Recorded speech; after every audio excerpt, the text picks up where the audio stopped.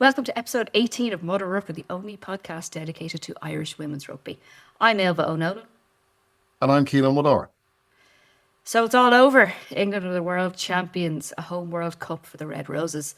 The scriptwriters World Cup, perhaps, in which an incredible Canadian side almost went all the way, but they just couldn't beat the best in the world.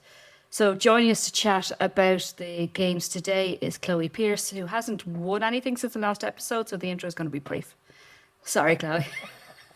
And look, I'm She just won a going to game. say, yeah, we won She on did win a game. Saturday, and I did score a try. You scored a try, yeah. And it was unbelievable, and I'm calling it now. It's try of the season. Early contender for try of the season. Early contender for try of the season. We need to see the footage. The Blackrock camera is useless, and the pole is in the way and everything, but just take my word for it. Yeah, look, we know you're Chloe, setting standards for everyone else now for the rest of the season. God. Fair play. I'll have to jump off this if you're going to be filling our head now with... Here, listen, you now. You leave that Belvo coat at home next time I see I've you. no Belvo. I didn't have any code. I'd only the pants on, girl. And as you heard and saw, it's Fiona Hayes as well. Incredible coach, but somebody who's played for Ireland, Munster and UL Bows. Coached 2 out of 3 of those so far. Ireland up next, I hope. And the OG Munster prop and Limerick's finest. Welcome. Thank you, lads. Thanks for having me. I'm going off if she's going to be, if that's... I'm not sure if that Ireland job, I'll never guess that now, but look, we'll live in hope. Listen, we'll riot if you don't. It has to happen at some point. So we're discussing the final day of the Rugby World Cup. 2 games. It was the bronze final followed by the big game of England versus Canada. So like I said, kind of a script writers World Cup. There was no major upsets throughout the competition, save a few, but nothing in particular that would have stood out. England expected to win. England went on and won. The top 4 teams in the world were in the semi-finals. I think, Fiona, England have kind of proven a point that investment equals results. If you look at their PWR competition, they have 300 or so, maybe more, elite level players across the competition, 15 million invested annually. A decade of that since they won the 2014 World Cup has seen them get to 2 World Cup finals and then win it on their 3rd World Cup final. It's kind of proven to the unions, back the women and you'll see results.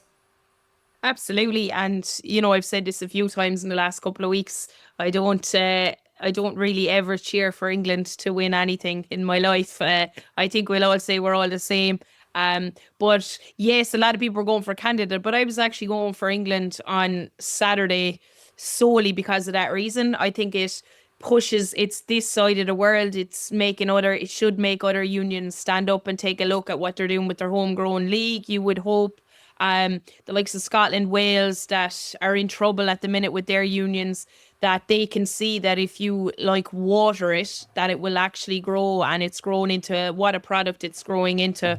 I was saying to someone earlier that, I'd very rarely have a pint of Asahi, and I had one at the World Cup, and sure, I came home and I was in Dublin and it was the first pint I ordered when I was out. So, the sponsorship is working as well. So they were a big brand there, and it was the first pint I went to when I got back to Ireland. So it's just something that you've seen flourish, I suppose. And to even just say about the league as well, their league, I think it was, I'm not sure if it was 8 or 9, but it was either 8 or 9 of the Canadians actually play in the Premiership. Probably 8 now, but 9. Sophie Goody doesn't play, I think, anymore, but maybe 9 if you included her.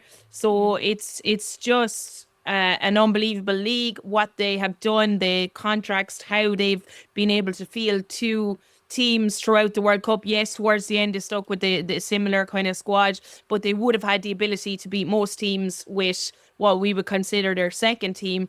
And it just shows the investment, the growth of the game. And what really impressed me is everybody's personalities being on show, and we got to see a lot of that. Now, you mightn't like them all, but you got to see them, and that's what's been unbelievable about this tournament, that it's been looked at something special, not based off what the men's has, that's what we've all done for the women's game for how long now. And I think this tournament has set it apart in all different aspects, be it social media, be it the game, be it anything, and be it sponsorship. You're looking at solely from women's perspective, and I think it's been absolutely outstanding. There is this kind of this idea in a lot of unions that if they just take a carbon copy of what they do with the men and let's do that with the women, that it'll work. But England are proof positive that that just doesn't work, that if you give women their own space to flourish, you let them define themselves in some ways, you let them structure their own top club competition, that it does flourish. And Chloe, they're attracting huge names from around the world. We see the likes of Beatrice Rigoni out of Kelter, Ilona Mara briefly, and Trailfinders have just signed Georgia Ponsonby and Alana Borland from the Black Ferns. So it's attracting huge numbers of people, Chloe, and it's attracting a lot of our own, I suppose, as well, particularly a lot of our forwards who aren't involved in the sevens competition. It is the be-all and end-all club competition in the world. Yeah, and I suppose if you're competing and you want to play international rugby, you need to be playing at a high level week in, week out, and that's what this league gives you. You're not going playing teams and winning 114-0. It's rare you see those kind of score lines. There's sprinkles of international players in every single club around the Prem 15. So you're getting high quality rugby in, week out, which can only make you a better player. Especially when you look at the semi-finals and finals, they're almost like internationals. When you have Harlequins playing Gloucester and Exeter playing Bristol, and Saracens are involved there as well. 5 really, really good teams that probably would beat most international sides. And that's the attraction to it. It's to make yourself a better rugby player. It's not to get filthy rich. I know there's a bit of money there that supports them, but it definitely isn't it's not the equivalent of the men's players going to Japan or anything like that. But nothing close, no. It's for the high quality rugby and to make yourself a better player that puts you in a better position to play internationally. And who wouldn't want to avail of that if you can, if your career allows you to, if your life allows you to, it's something that all young players will aspire to do. Fiona, we had on a Soper on a few weeks ago who was talking about New Zealand rugby versus England rugby, and she's talking about how, in her opinion, New Zealand rugby is huge amount of talent and a kind of a small program backing that up, and that England are the reverse of that. They've got talent. She said a small amount, I'm quoting her, and then a massive program that is underpinning that. And I think certainly that massive program is definitely there. And you can see it in the rugby IQ of the players on the pitch and how they're problem solving as they go. Not like New Zealander to be a bit cocky about rugby, is it? No, at all? no. No, that program is absolutely huge, and as I touched on Ailbhe earlier as well, it's the ability to be able to field those. Like Chloe has even spoken about there, all the different players from different countries making the league so competitive. But England itself, I suppose, can have 2-3 teams that would be competitive. So it just shows you the high quality of the league, that girls are just able to play together, but it's the amount they learn. And I've been over in New Zealand, I've seen the structures. I've played in Canada, played in Australia, but I never played in New Zealand. And I know I suppose the women's side is getting a bit better, but I think over here we'd always feel like it was, New Zealand, it must have unbelievable structures, it must be this, it must be that, because the talent is so good that we see coming out in World Cup cycle. But I think where you can really tell, I suppose, the difference between England and New Zealand is that England can sustain that. So they haven't been beaten, but the last time, if they lost the World Cup final, it would have been the World Cup final previous would have been their last loss. So I feel like with New Zealand, when you watch them, they're kind of inconsistent at times. They mightn't look as fit. Obviously, when it comes to World Cup time, they're absolutely on the money. But to me, that shows that maybe for those couple of years pre or après World Cups, that the investment, the program, the structure isn't quite as good as it is leading up to them going on a world stage where everybody can see, and they reflect that. So with England, it's all year round, it's club level, it's consistent, and we know it because we can see it over here, and we see some of our own players. Now, I'd argue that you could get that in this country, obviously not to that high level, but you could get players to improve week in, week out playing the local leagues. But certainly when you look at the players that have left here, some of them within maybe 2-3 months, you can see the massive difference in physicality. And I suppose exactly like you said as well, like the game IQ is huge because they have to, it's their job. They can review footage. They have so much more time in their hands. I think for me, Dorothy Wall is the epitome of that player who was really, really good, a solid player for us. She goes over to Exeter Chief and she comes back a woman possessed, like a woman who has played the best rugby of her life. So unfortunate to see her get that injury coming to the World Cup, but she was so good. You touched on, whether we could build that here in Ireland or not.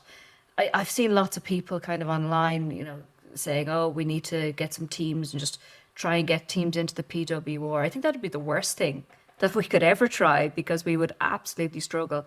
I think, the Celtic Challenge has some promise, but like you said, we need the Scottish to really take it seriously and invest. We need the Welsh to take it seriously and invest. Do you think, Fiona, that in Ireland we have a problem that maybe other nations don't, in that we're losing a lot of talent to other sports in terms of camogie, in terms of football? It's still the same kind of athlete pool, but there's more sports to divide them up amongst. Yeah, absolutely. And I suppose with the game being the way it has been in the past and the negativity around it and stuff like that, you've probably lost a group of kids that, if they'd seen it, could have chosen that sport as their number one, but maybe instead have decided to go play Gaelic football or camogie or soccer even was big there on the back of I suppose them qualifying for the World Cup. So I think this World Cup cycle has probably been really good for the younger rugby generation that are coming up because they can see the team were excellent. The rugby was unbelievable. The whole tournament, how they went about it.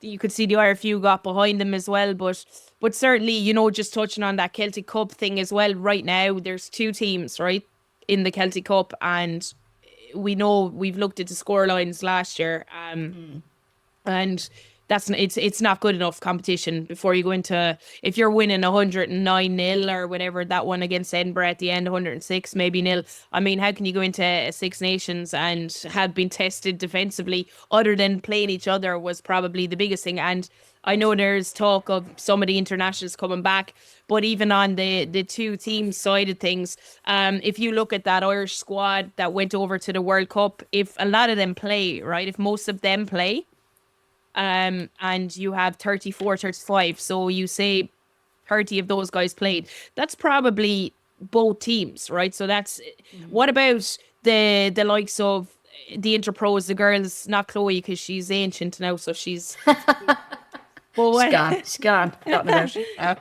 She knows I'm only messing with her. But what about those girls that were really good at interpro time, especially up in the Leinster side of things?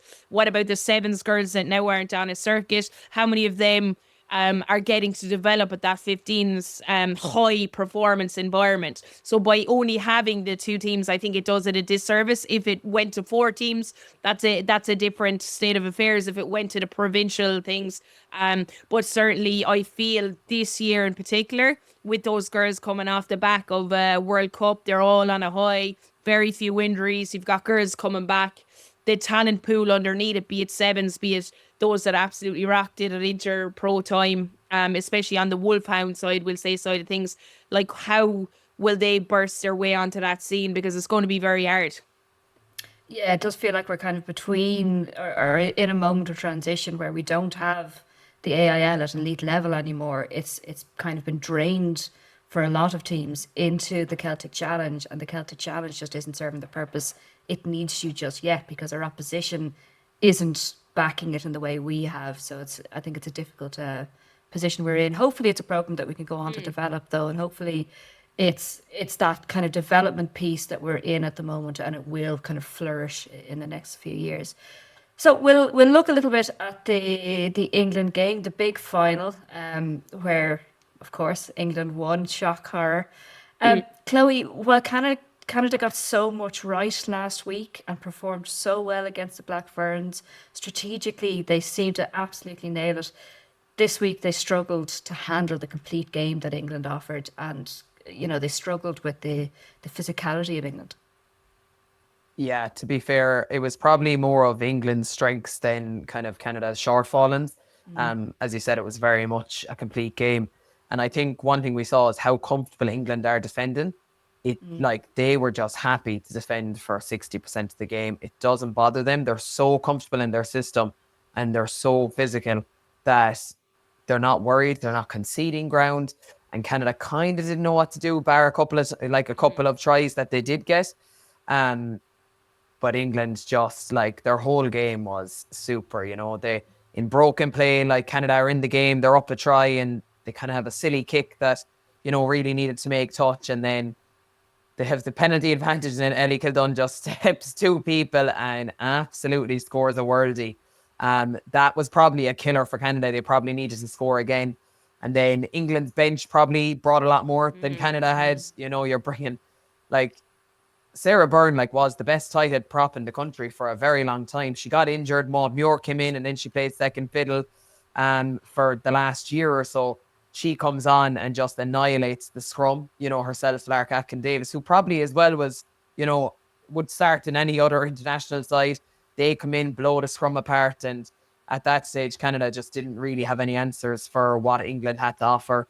And the thing is, they were there. Like they had the exact same amount of entries into the 22 that England had. England just capitalized on theirs and were much more clinical. But like that, I suppose we spoke last week about Canada and that one person carry with one person barrel, and then just that quick pick and the ruck speed being so effective.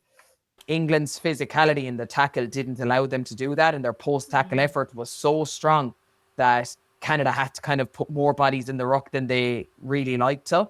And then England were just able to soak up all that pressure. And then shock horror, Hannah Botterman gets another ruck turnover like she did. She also got a yellow card to go with it. But, she did get one or two turnovers as well. But yeah, it was probably, the best team in the tournament probably did win. I think we all lived in hope that Canada would pull it out of the bag. Possibly. I know we're saying it kind of shows that investment, brings results, but I don't know, there's something in the back of my mind that wanted Canada to win just because. But yeah, England were super, in fairness. Like the work rate was phenomenal. Like they had 3 people up in the 20s in tackles, Kabea, Tallinn and Zoe Allcroft as well. So they're just they were phenomenal, to be fair. Canada were still good, it wasn't like they were really poor. But I think England just had that kind of 5th and 6th gear to go into. Yeah, spot on. I think it's funny when you talked about, England being so happy to defend. For me, it seems to be a pattern, particularly in women's rugby, that the teams that are happy for the other side to have the ball and they'll just soak up that pressure and they'll let them exhaust themselves.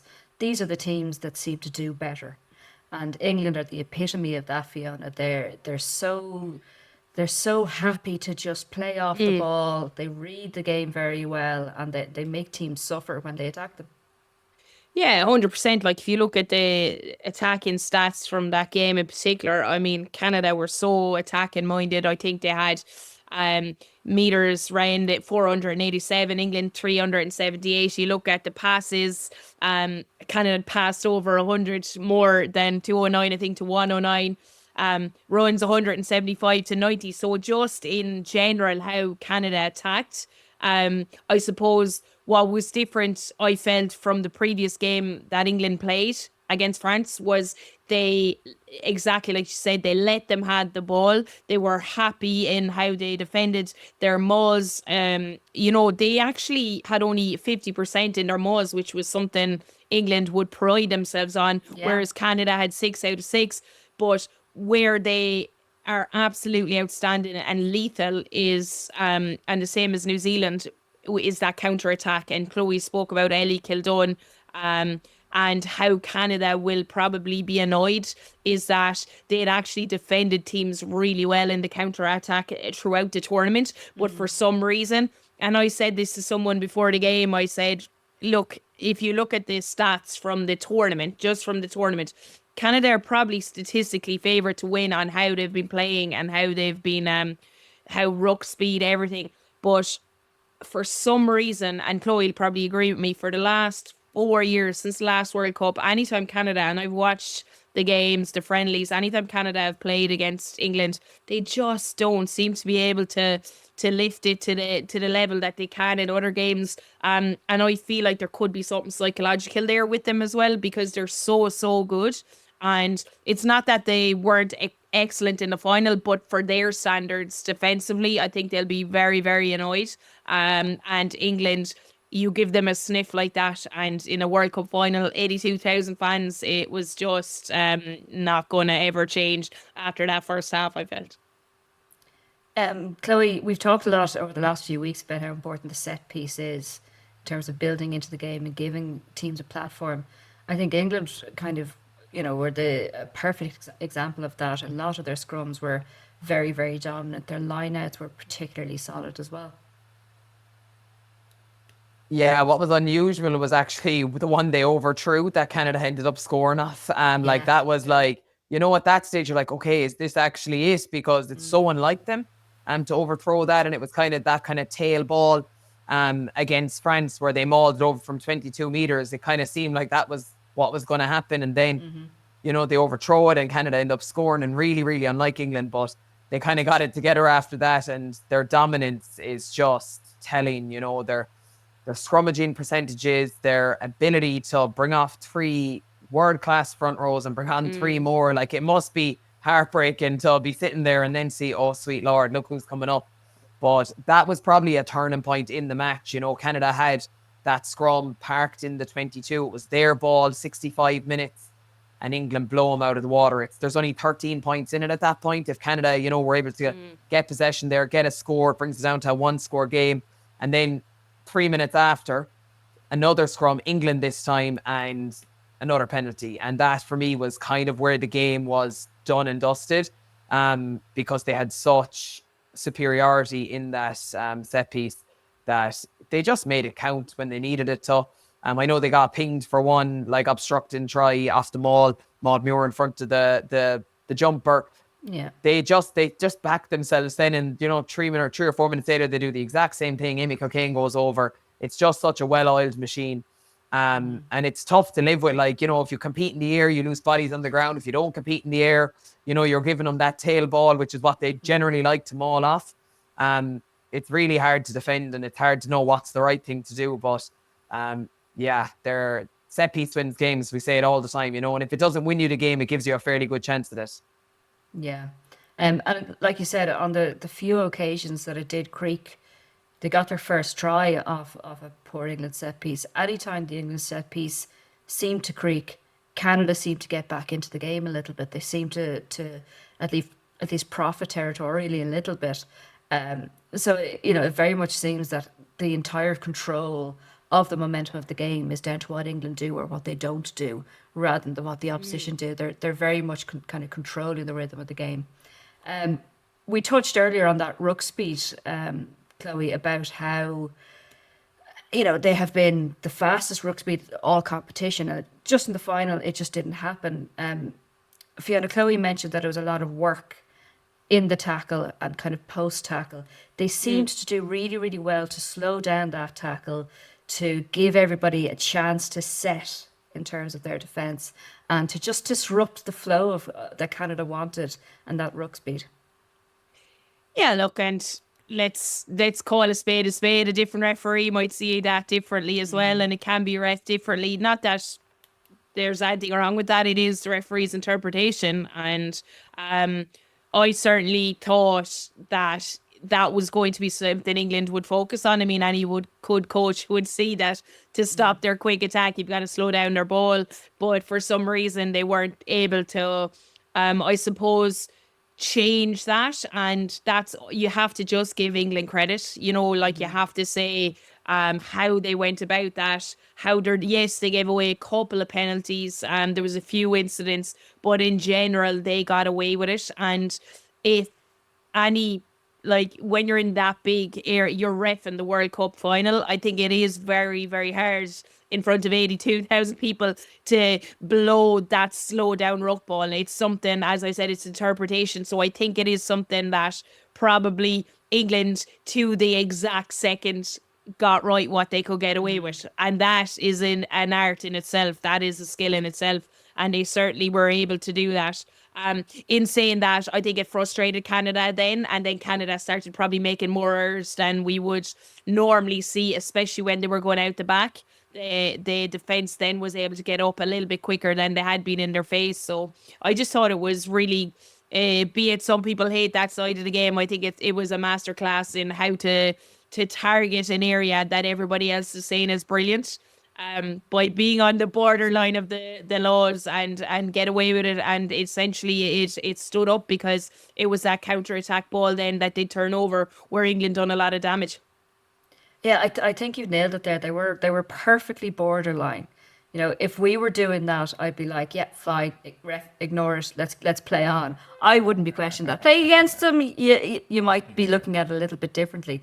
But you know, there are teams that we've seen over the past few years. You know, New Zealand men's team 10 years ago who just lived offside permanently. They lived on the far side of the ruck, just having a scratch and a thing. You know, they were never in the right position. England just did it to, you know, absolutely perfectly. Chloe, I think of all teams, the English team is so dominated by a really, really good pack. We've mentioned how, you know, they take off a world-class front row, they put on another world-class front row. But you touched earlier on those back row players and the amount of tackles that they put in and how dominant they were. You know, it's from 1 to 8 in that pack, and bench coming off as well. They are absolutely incredible and so physical. Yeah, they are, to be fair. And like, you look at Sadia Kabea, got player of the match. She had 23 tackles. She'd over 100 tackles in the tournament. Marina Tallinn, who in fairness, like, has probably come in under the radar quite a bit in terms of, Yeah. you know, the Prem and Six Nations didn't play a lot. And, you know, I think everyone thought it would be, you know, Rosie Galligan and Abby Warden there. Maybe Aldcroft would move into the row and they'd bring in another back row, Fianati maybe, but she just cemented her place in there. And it came from pure work rate. But they just, like, you know, you bring on Fianati, you bring on Bern, you bring on Rosie Galligan, Marley Packer sitting in the stand, like, you know, she's, as much as I suppose she's one of them players we all love to hate. Because Saying nothing. yeah, you know what I mean. But let's be honest, she's a good operator still, like, Yeah. and you know, she's probably sitting there saying, I was captain in the last World Cup, you know, I captained 2 years ago, and now I'm sitting in the stand. It just shows the golfing class that they have, but they're just so physical, they're so fit, their ability to make tackles, get up, hit rocks, then like that, have the ability to counter attack. Like, for one of the tries, there was one of the phases of play, like they turned over a line out, and Amy Cockayne throws a 30-meter pass from from the base of the line out, from the 15-meter line. It lands in the midfield to Tatiana Hurd. Like, that's unbelievable from a hooker. That's some skill set, like, you know. So they're not just physically very good, they're also, their skill set is really high as well. So it just, that's the difference that we had in the two teams. Not to say Canada weren't skillful, they were. I think England just showed their moments of skill, like, a lot more in the game. I want to throw out a question out now, actually. A couple of 50-22s aside in this game, actually, it never felt like kicking was going to decide the result of this game. And actually, that's been the case for a number of the games throughout the World Cup. I kind of struggle to think of a game where it was the kicking made the difference. But it felt like that was a key point that was put in place beforehand, was look out for the kicking throughout the tournament. Do you think that that's an artifact from the men's game that just kind of doesn't really apply to this tournament, or do you think we're actually seeing a trend in the way the game is going to move forward from this? I'll jump on just from my perspective. This is the most kicking I've ever seen in the World Cup. So in general, women don't tend to kick.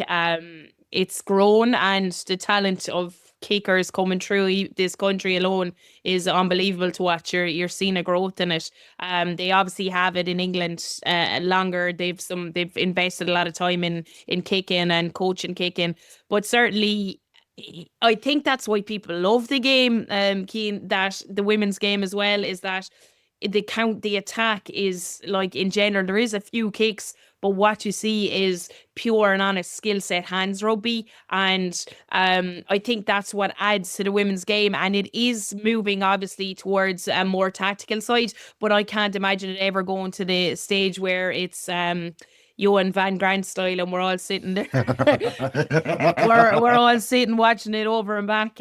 Oh no. Yeah. Some people would argue Bath won the league. Yeah. I'm sure he's delighted.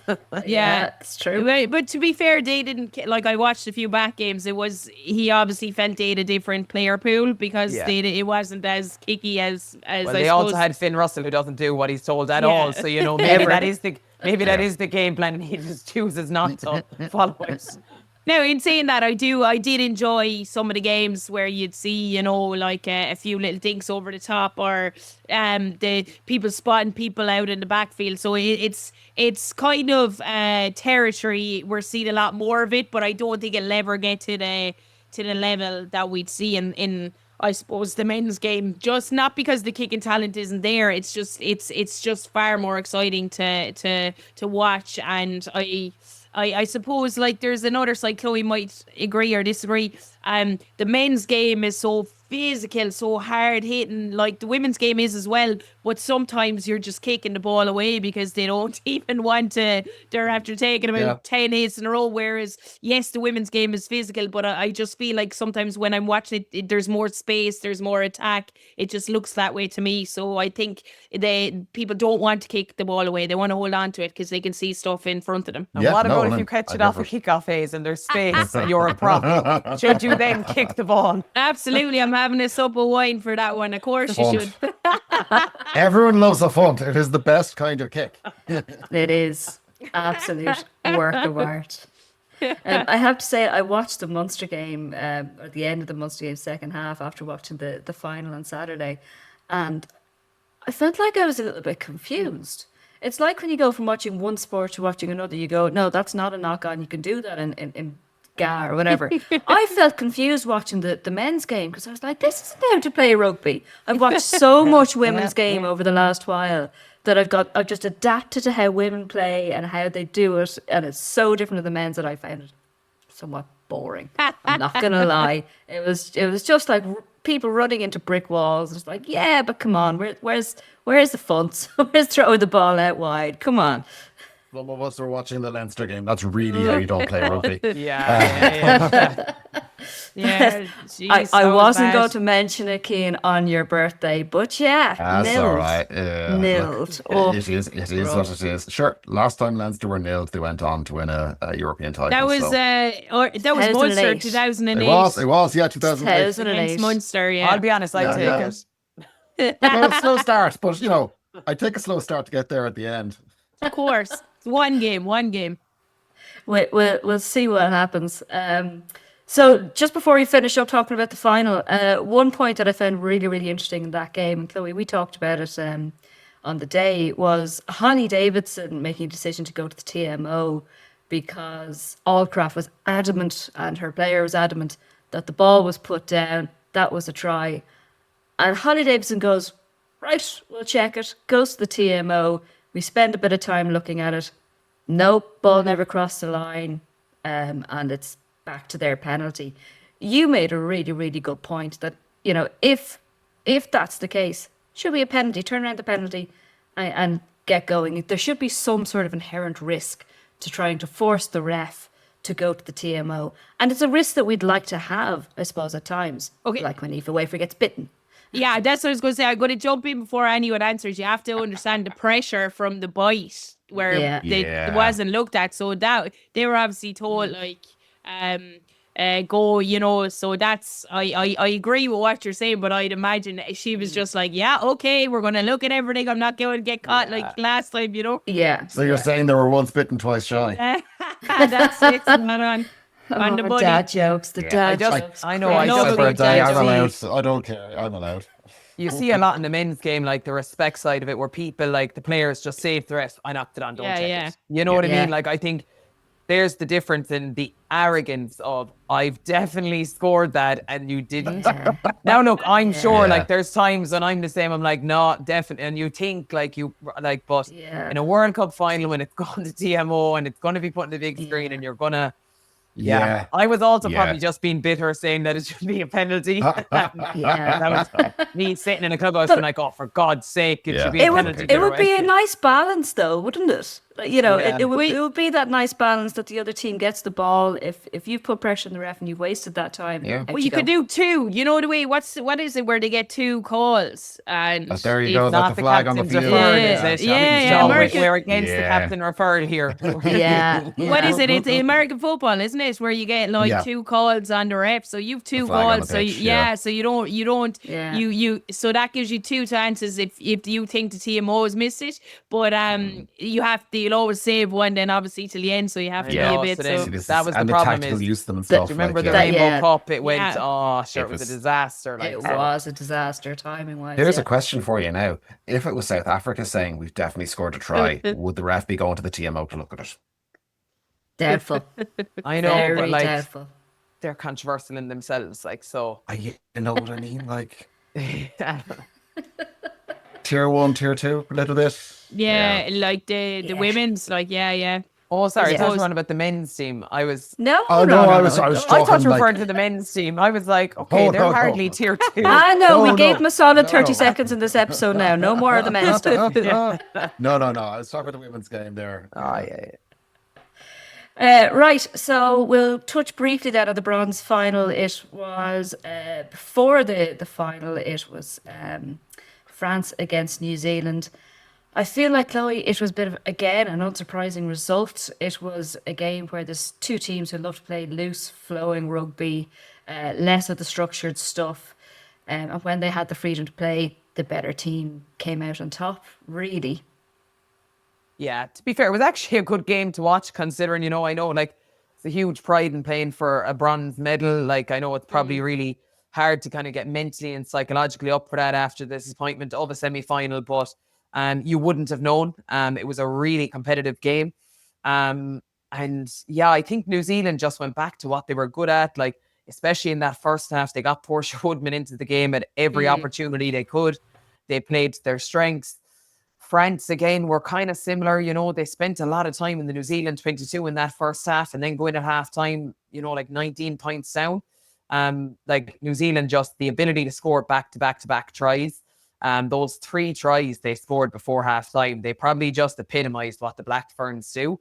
It was top class, like some of them, like props throwing Sonny Bills out the back.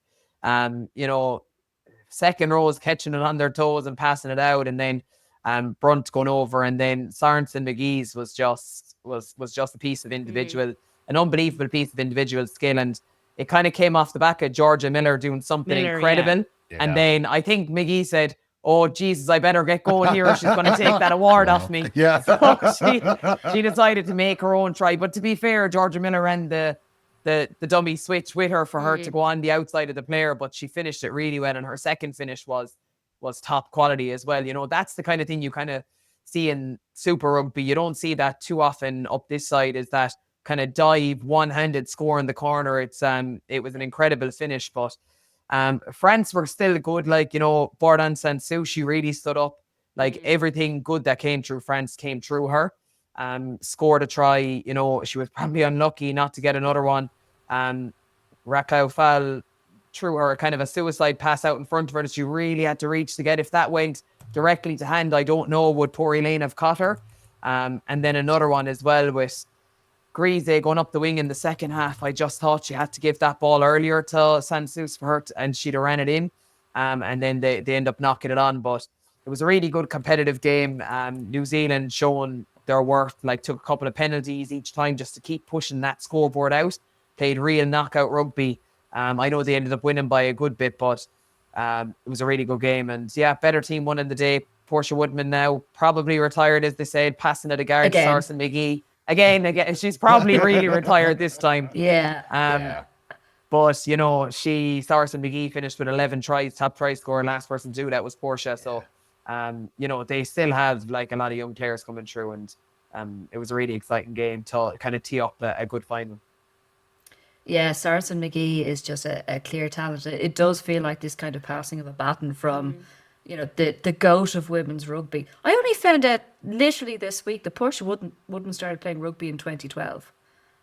In my mind, she started playing when she was probably in the womb. Like, she's so talented. She's an incredible talent. But Saracen McGee, 18 years of age, 19 years of age, a real talent. So I just want to look at the Rugby World Cup, and I suppose where women's rugby has come from and where it's going to over the next few years. If you look back at the last three World Cups, in 2017 we had a home World Cup here, and it was very different looking to what this World Cup was. In around 44,000 tickets sold across two venues, UCD and then up to Ravenhill. It was a great competition. The atmosphere was incredible. All the players are really accessible.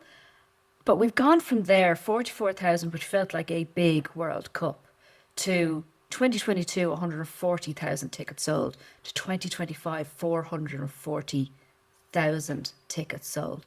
Just incredible in terms of, Fiona, the journey we're on and how quickly we're getting there in terms of the growth of the game.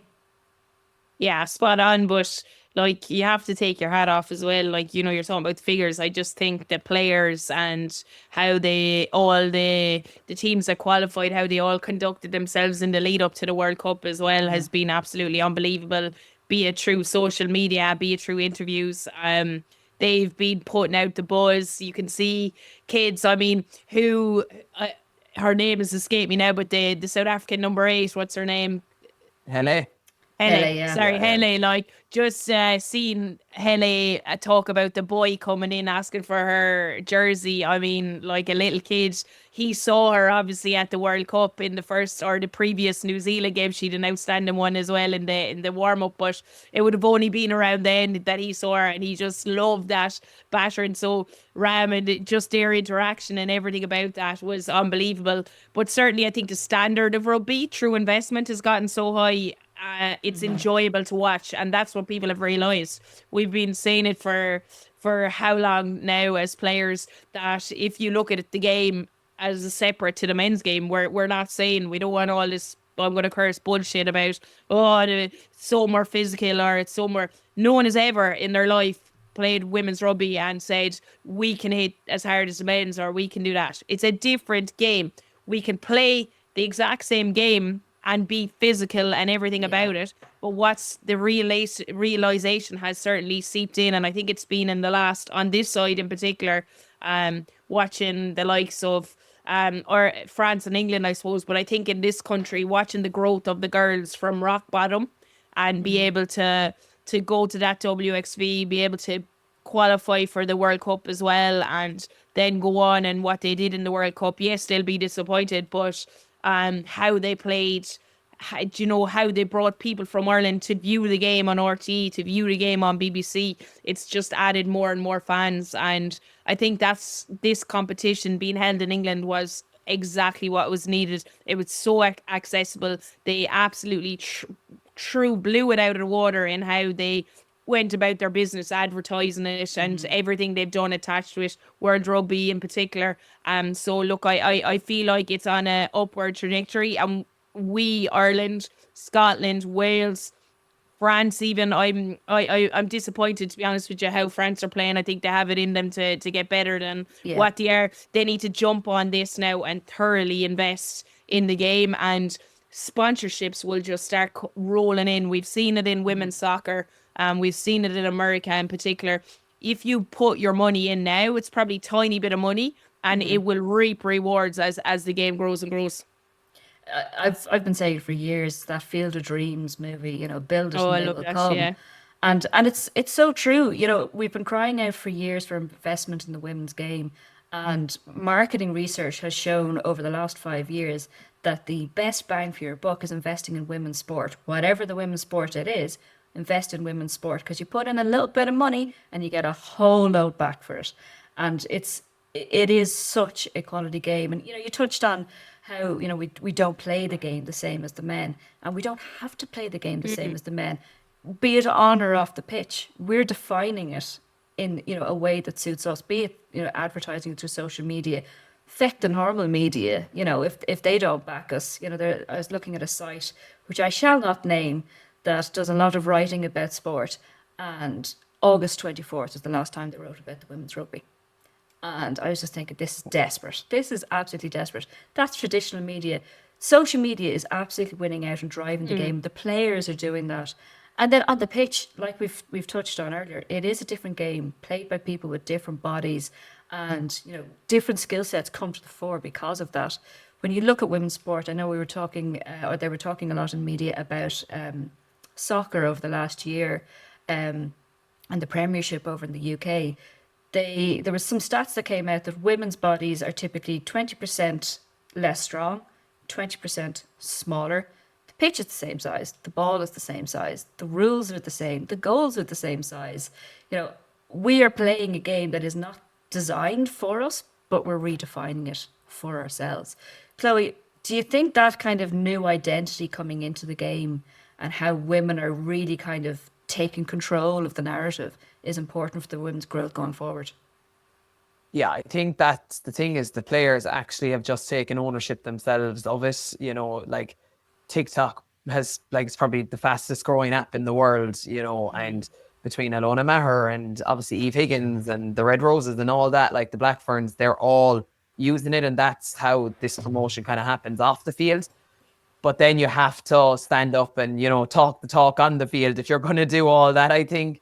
And that's what they've done. And it is exciting and it is different. And we've spoken about the differences in kicking, but there is similarities then, you know, how strong a set piece is. Like, Yeah. you know, having a really good set piece is the same in the men's and the women's game. So, you know, while we speak about phase play maybe being different and like tactically kicking less might be different, it doesn't mean like that the games are worlds apart, but they're also allowed to be similar and dissimilar, and both can be true.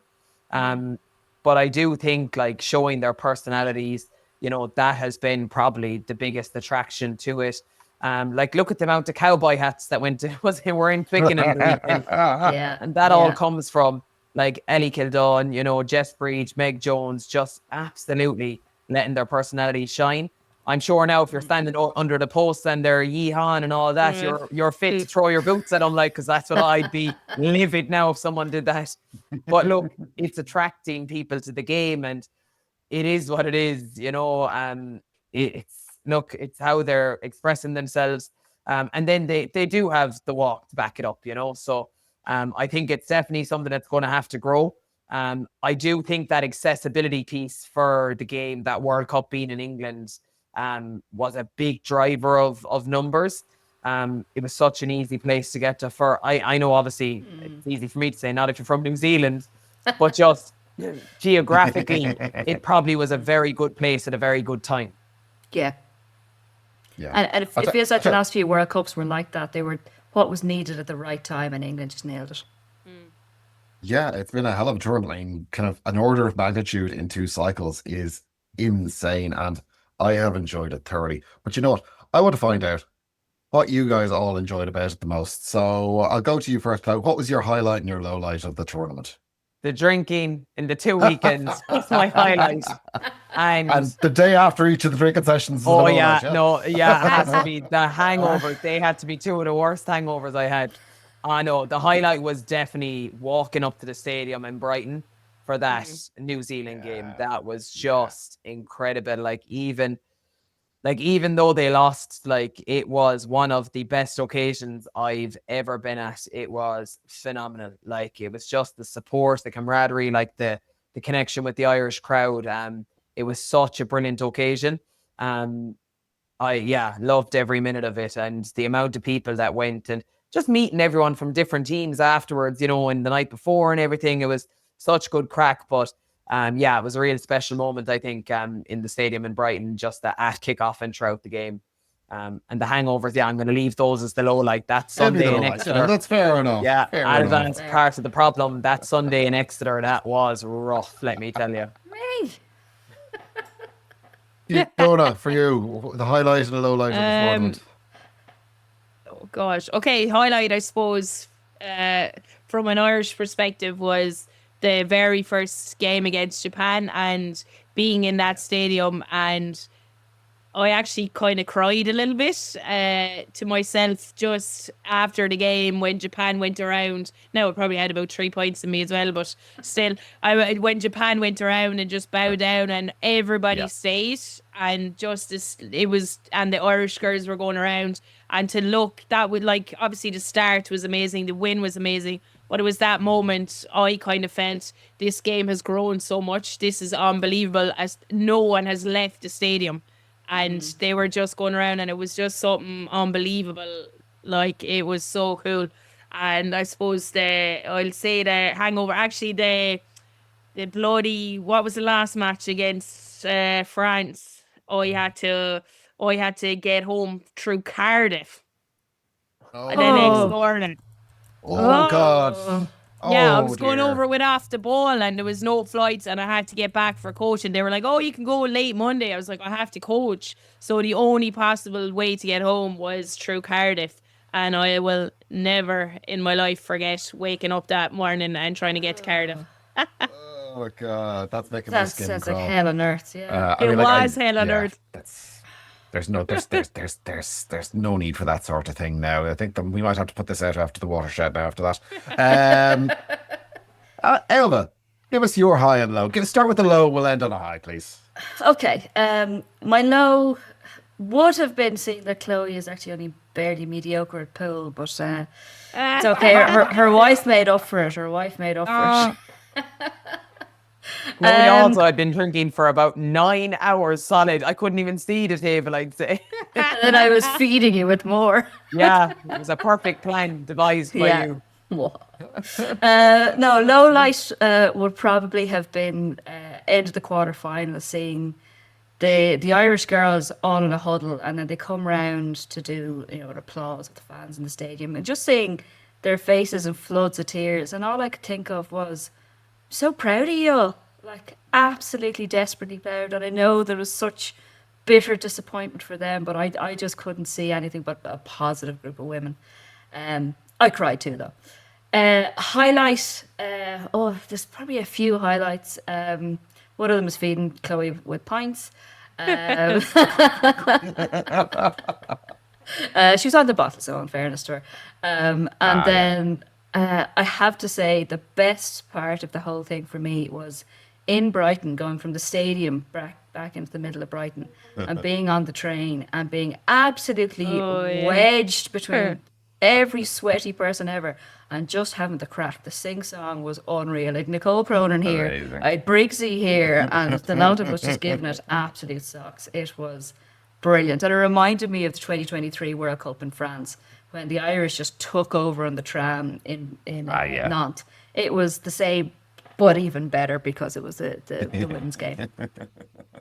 Amazing. I'd say my low light is I'm gutted that I missed out on it. My highlight is it was such an amazing tournament. I really enjoyed the hell out of it. And we're kind of running out of time, but not so much that we're not going to do the lucky dip. So I just saw Chloe go, oh, Christ. I know, like. the thing is, we all know what's going on. So we'll start with Fiona this time. Fiona, pick a number between 1 and 15 there, and we'll do a random question off of the sheet of pain here. Okay. I'll go with 13. 13. Let's see if you regret changing your mind. No, probably not. This is a softball. If the squad had to run a cafe for a day, who's on the coffee machine, who's working the floor, and who's absolutely banned from the till? Which squad am I talking about? He has so many. You've got mine to pick from. Yeah, pick one. Pick one. Pick your favourite, no pressure. Or your I least go with favourite. Buzz last year because I still haven't got to know. You don't know the names names of the other girls, is it? I do. So what was the first question? So who's on the coffee machine, who's working the floor, and who's absolutely banned from the till? I mean, realistically, all people want to know is the last one. Okay, who's banned from the till? Who's I'd have to say we probably wouldn't let Alana anywhere near the till, would we? Hannah actually is the smartest on the team. She's just, it's just that kind of common sense, really. But like in terms of everything else, like Well, I'm just talking about maybe just she'd be doing too much talking. We'd never make any money. Oh, there you go. I Yeah, thought it's she no was good having dipping someone on the into it. till. It's I thought she queue was out the dipping into door. the till. Yeah. Yeah, I know. Oh, She'd chat to jeez. everyone. Yeah, no. Do you know no, who's yeah, you'd be 100% queuing working out the floor? Eilbhe Cahill. I Yeah. saw her talking absolute bullshit to any stranger that would come up to her. She was making up lies left, right, and centre, and they were lapping it up. But they were looking at me, kind of going, "Is this true?" And just nodding away. Yeah. Definitely. She, That did you woman not is hear the what gift she of the did gab. about the New Zealand jersey? Sorry, Hayes, I'm cutting into your question, but about Eilbhe. So she was wearing a New Zealand jersey and she got ate in the pub by some woman about how she's wearing a New Zealand jersey and they knocked us out of the World Cup and she's Irish. And she said she'd no other option but to say, my dad's from New Zealand. And just straight up lie about it because she just said it was the only option. And she can do it like it's nothing She can to pull her. it all off. Yeah, no Yeah, matter. She does it all. She does it all. Some woman. Oh, I love her. Right, Chloe. Take that mute off. Pick a number between 1 and 15. 13 is gone. The softball, single softball only in each time. Oh, yeah, that's convenient. That's convenient. You wanted Could've somebody been else to go You could have first. picked 13. I'm gonna make this question for Hayes. So I'm gonna pick number 1. I'm gonna pick number 1. Oh, okay. I'm manifesting Okay, this now that I can throw her under a bus. Number 1. Go What's on. the weirdest way you've ever been recognized as a rugby player or had someone connect the dots about who you are? That's a tough one. I just don't know. Like, Is when you were You dragged onto surely a have podcast. something. like I don't really like. No one's like, oh my god, there's whatever. Like that doesn't happen. To be honest, like if I'm really honest, like, I'm not as famous as the rest of them. That honestly doesn't really happen me. Not gonna like you, and I never really. She's lying. Just recognize- everyone's afraid to go up to her. They'd be afraid she'll Probably, fucking. yeah, probably, yeah. Honestly, Fiona- Cian, I can't. You Fiona, you must get it all the time. You're the one on the telly now. I do that. Never. Oh, it's only when I talk and then people go, "Oh my god, your voice is so annoying on the radio." That's what I get. Yeah, Don't be I've yet to slapped. go. I've yet ever to have someone come up to me and go, "Oh, you're the guy off that podcast." So you know, we all have our yet. crosses to bear. You know, Thank Not God. yet. yeah, I know. Soon, I don't know soon. how I deal with that in Point real you, life. Right, well, that's been the lucky dip, and that pretty much wraps up season 2 of MudderRucker. Yeah. It's been an incredible Rugby World Cup. It's been an absolute pleasure to cover it and do our best job. Fiona, thank you so much for taking time out of your frankly stupidly busy schedule. Fair play to you for jumping on. And Chloe Pearse, you're just a gift that keeps on giving. You've been absolutely stellar, showing up all the time, incredible analysis, endless knowledge of the finer points of the game, and so many eye-opening insights. But like I said, mediocre pull. For now, MudderRucker will take a much-deserved break. Cian can hopefully sleep a little bit and rest up. And I can annoy him by plotting bigger and better things for next season. So make sure you follow and subscribe to find out what we're going to get up to next. Until then, keep on rocking.